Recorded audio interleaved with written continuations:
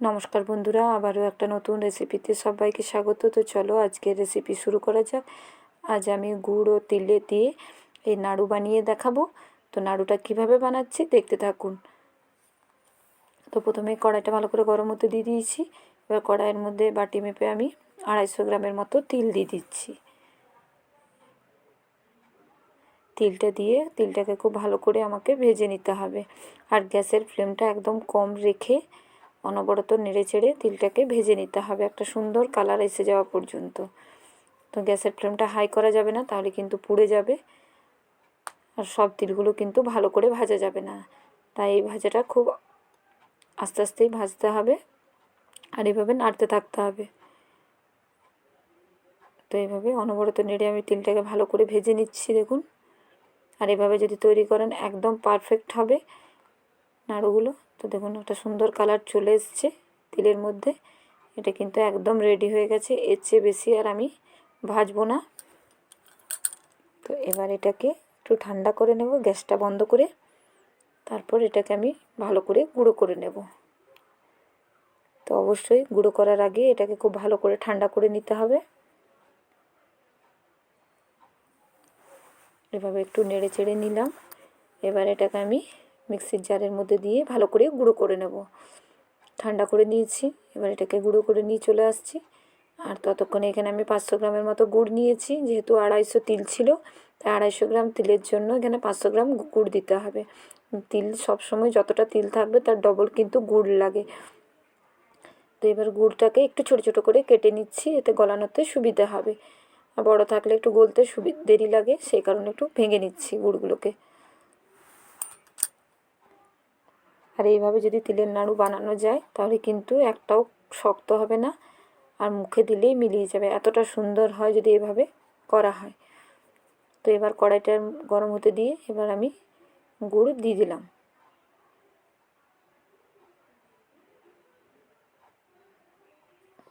এবার এর মধ্যে আমি অল্প একটু জল দিয়ে দেবো।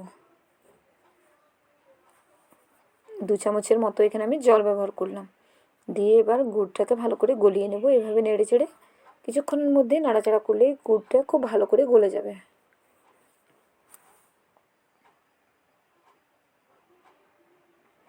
তো এইভাবে দেখুন নেড়ে চেড়ে নিলাম খুব ভালো করে।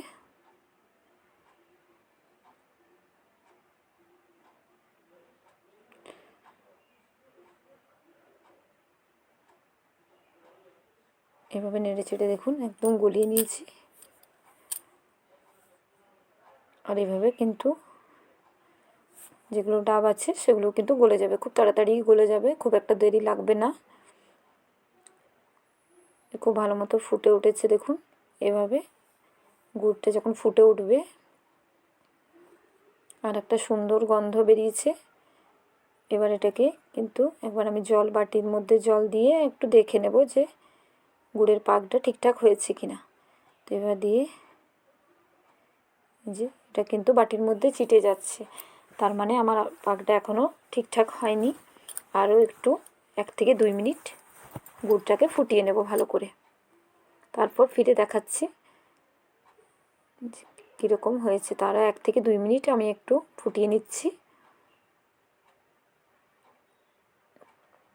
আবারও নেড়ে চেড়ে ভালো করে ফুটিয়ে নিচ্ছি দেখুন।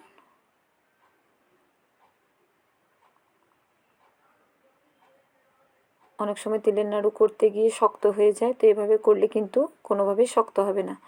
এবার দেখিয়ে দিচ্ছি দেখুন। দেখুন এবারে বাটিটা ছেড়ে কি সুন্দর উঠে এলো। এটার কারণ হলো এটা একদম পারফেক্ট হয়ে গেছে নাড়ু বানানোর জন্য। তো এটা একদম রেডি হয়ে গেছে। এবার এটাকে আমি গ্যাসটাকে এবার বন্ধ করে দেব আর একটু নেড়ে নেব। তো এই মুহূর্তে আমি গ্যাসটা বন্ধ করে দিয়েছি। এবার যে পরিমাণ গরম আছে সেই কারণেই গুড়টা ফুটছে। তো এবার নেড়ে চেড়ে একটু এবার এর মধ্যে আমি কিন্তু ভেজে রাখা তিলটা যেটা গুঁড়ো করে রেখেছিলাম সেটা দিয়ে দিলাম। দিয়ে এবার নাড়তে থাকবো। আর তিলটা দেওয়ার আগেই কিন্তু গ্যাসটা অবশ্যই বন্ধ করে নিতে হবে। পুরো তিলটা দিয়ে খুব ভালো করে গুড়ের সঙ্গে মিশিয়ে দেব।